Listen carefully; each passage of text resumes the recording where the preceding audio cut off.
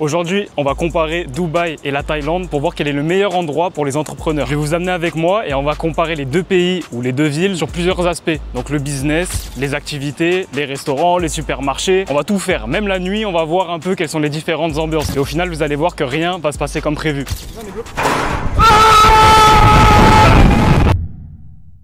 Bon déjà les gars, on va comparer les moyens de transport parce que c'est grave important. Bah là regardez, là on peut voir qu'il y a des grosses caisses. Bon, grosse caisse. Ouais, c'est un RSU3 en vrai. Parce que du coup, au niveau des transports, comment est-ce qu'on va se déplacer à Dubaï comparé à la Thaïlande? À mon avis, ça va pas être la même histoire. En voiture, Simone. Les gars, ici, c'est pollution max. Donc ça, c'est sûr, les gars, que ici, on se déplace pas à vélo ou en scooter. Enfin, vous regardez, en fait, il y a que des voitures en réalité. Là, d'ailleurs, regardez mon voisin. Lui, je sais qu'il fait du Amazon FBA. Urus Full Black. Ça, à mon avis, c'est une Rolls-Royce. Et alors lui, ce voisin, lui, il a une Ferrari rouge et une Lamborghini rouge. Quel monstre. Bon ok, maintenant qu'on a vu qu'à Dubaï, c'était des grosses voitures qu'il fallait, on va tester maintenant les moyens de transport typiques pour se déplacer en Thaïlande. Moi ici, le moyen de transport ultime, c'est le scooter. On est bien loin des Porsche, etc. Combien est-ce qu'on paye, Margot? 500 bahts. 14 € pour 2 jours. 14 € pour 2 jours, les gars. Putain, elle est pas belle la vie ici. C'est une dinguerie. Ah, je suis pas à mon aise. Ouais. C'est quoi, faut à l'envers. Là, le plein du scoot, 3 €. Bon, à Dubaï, le plein, il reste pas cher quand même. Hein. Avec la Porsche, c'est 35 €. Dans les deux cas, ça reste pas cher. Les seuls qui se font douiller dans l'histoire, c'est juste les Français. Hein. Gaspard, je vais le niquer. Il sait pas conduire, je me sens pas très à l'aise. Je te jure que j'ai mon ASSR. J'ai mon ASSR. En fait, le bruit des freins. Ah, le bruit du frein. Non, Gaspard, c'est la honte, le frein là. On va tester les activités typiques de Dubaï. D'après vous, c'est quoi? C'est pas une Lamborghini, tu penses que c'est quoi? Tu penses qu'on va manger du caca? Ouais, mais on peut trouver un bon caca alors. Ok, un bon caca, on va essayer de trouver.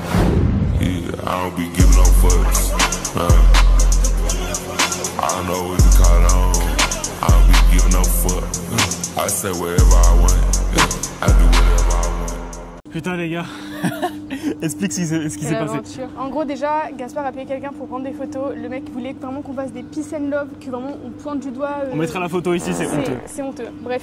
Et au-delà de ça, du coup, on ne prenait pas souvent ce qu'il nous disait parce qu'il s'exprimait très mal. Donc Gaspard, de mon tour, on a fait vraiment un demi-tour sur lui-même et évidemment le jet ski se renverse. On est tombé dans l'eau, putain, on n'a pas eu la vidéo, mais c'est pour ça qu'on est trempé. Et en plus, moi, vu que j'ai un traitement à la kératine, je me suis vraiment appuyée sur Gaspard.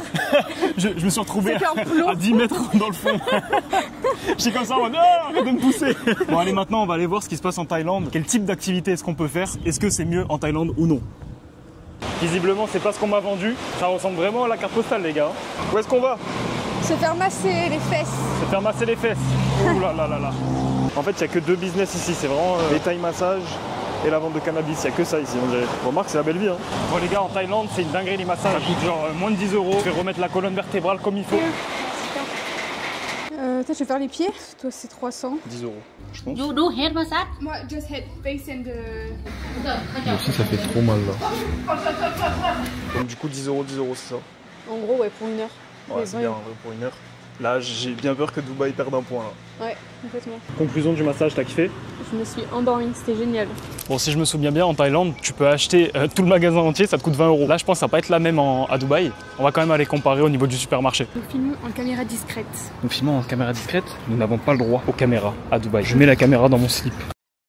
Là, il y a un shaker protéiné. Ça, c'est le genre de truc que, en vrai, tu peux trouver au 7-Eleven, non?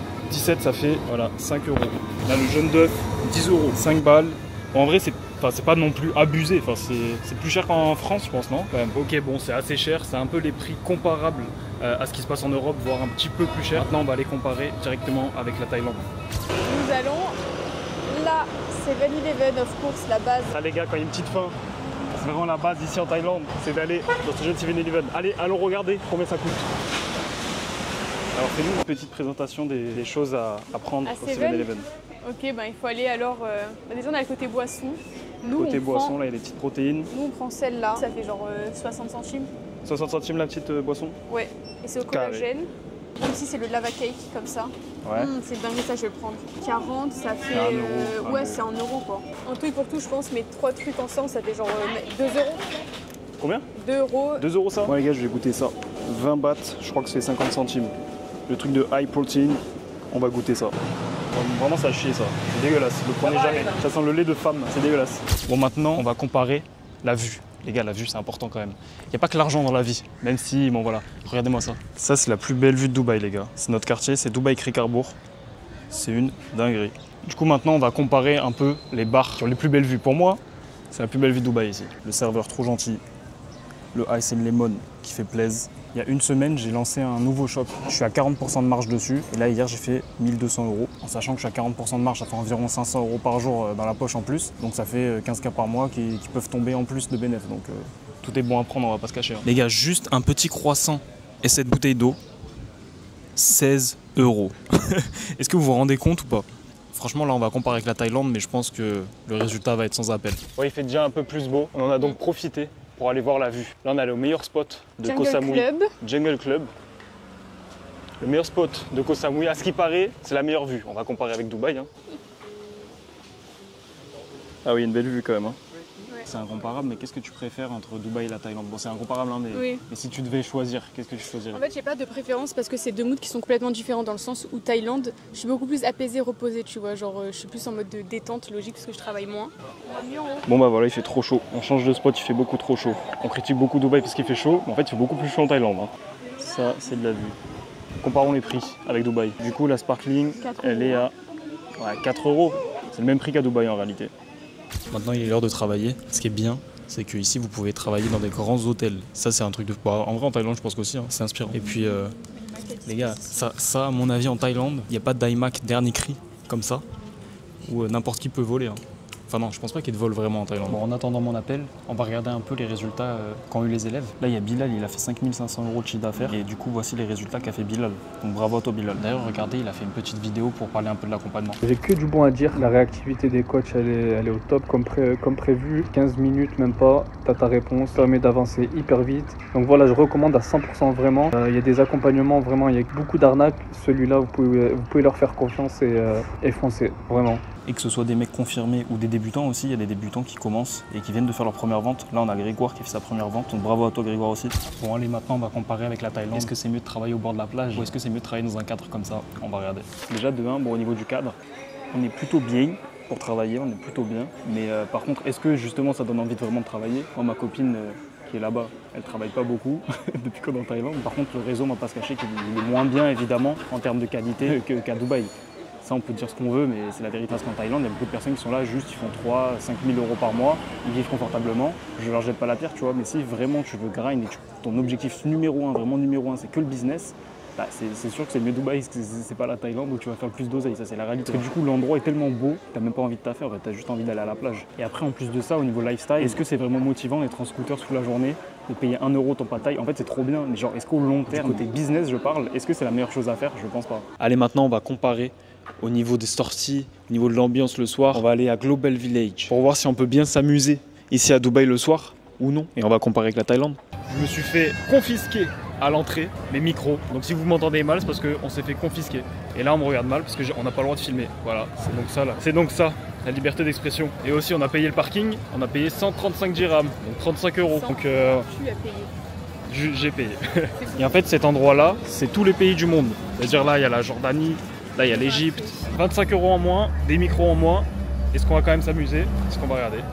Bravo! Oiseau de nuit! Bon, il y a quoi à faire ici en fait? En fait, payer l'entrée, pour payer le parking, pour payer à manger. Le concept est marrant. Moi, j'aime bien. Bon, quel manège tu veux faire là? Ça, bof, ça, non. Moi, c'est ça que je veux faire là, mais j'ai l'impression que ça marche pas. Allez, on va faire cette jeune tour. Putain, mais elle est énorme. Vraiment, j'ai le vertige, les gars. Oh là là, elle finit jamais. J'ai un vertige fou. Alors qu'il y a des petits de 10 ans qui vont le faire. Et moi, je stresse. On tourne. C'est ça. Oh putain! À force de me répéter que j'ai le vertige, j'ai le vertige. Ouh, je commence à avoir le vertige de fils de pute. Il y a ça. Je vais faire un arrêt cardiaque. Oh les gars, c'est tarpin haut. Putain, ça s'arrête pas. Ouais, on est tellement haut. J'ai mal aux oreilles tellement on est haut. Les gars, on est tellement haut.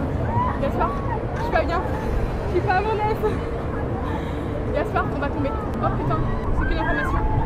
C'est qu'une information. C'est qu'une information. On est bloqué, wesh. Non, on est bloqué.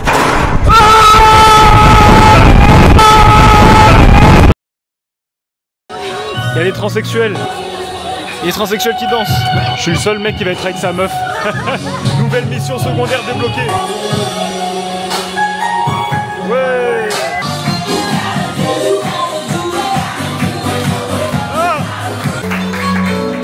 quoi cette blackface? Elle a fait une blackface. Oui. Ah ok. Ok, photo.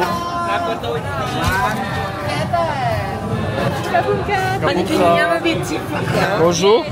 Bonjour. Bon ben. J'ai des billets de 100. Ah mais 100, vas-y. Allez. Allez. Alors à Dubaï, il n'y a pas ça les gars. Ah ça, il n'y a pas ça à Dubaï. Hein. Putain.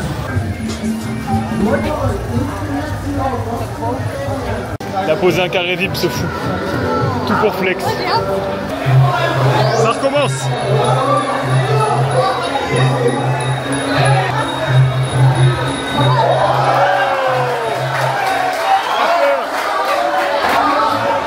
Du coup on a passé une bonne journée, on va comparer point par point où est-ce que Dubaï a gagné et où est-ce que la Thaïlande a gagné. Le point numéro 1 qu'on a vu ensemble, c'était les transports. J'ai pas envie de passer ma vie en scooter, les pieds dans la boue, et on est bien mieux en Porsche. Donc point 1, c'est Dubaï qui gagne. Après au niveau des activités, à mon avis, il y a plus de choses à Dubaï à faire, mais vu que c'est plus cher, au final un partout. Après au niveau des supermarchés, moi je dis directement la Thaïlande qui gagne, parce qu'il y a plus de choix je trouve, et puis surtout c'est moins cher. Là le point il est gagné par la Thaïlande large. Après au niveau du business, pour moi c'est Dubaï qui gagne 10 fois, parce que justement ici c'est un endroit où tu fais du business. On vient tous pour le business. Le réseau pro il est vraiment supérieur, tout ce qui est infrastructure etc c'est mieux. Donc niveau business c'est Dubaï qui gagne large. Après au niveau de l'ambiance le soir etc. Bon les transsexuels c'est pas mon truc les gars, hein, mais au niveau de l'ambiance on va pas se cacher que si tu veux t'amuser le soir, tu vas beaucoup plus t'amuser en Thaïlande. Ça c'est la réalité et la Thaïlande gagne un point là-dessus. Donc au final il y a 3 à 3. Donc honnêtement en fait ça dépend juste de ce que tu recherches. Donc si tu veux vraiment faire du business et être dans un endroit où tu es plutôt confort, à louer des grosses voitures etc. ça va plutôt être Dubaï. Si tu es plutôt plage, plutôt chill et que tu focuses un peu moins business, pour moi c'est la Thaïlande direct. De toute façon si tu veux comparer par toi-même et voir ce qui te correspond le mieux entre ces deux pays, le mieux c'est que tu aies ton business en ligne et que tu testes toi-même. Si tu veux te lancer en e-commerce et faire du e-commerce vraiment différent du dropshipping classique qu'on voit habituellement, je te laisse cliquer sur le lien directement dans la description où je t'explique mon business de A à Z. Voir si ça te correspond et après tu pourras me contacter directement sur WhatsApp. J'espère que tu as kiffé, commente si tu as aimé la vidéo, c'est très important pour que je sache et on se dit à la prochaine, c'était Gaspard.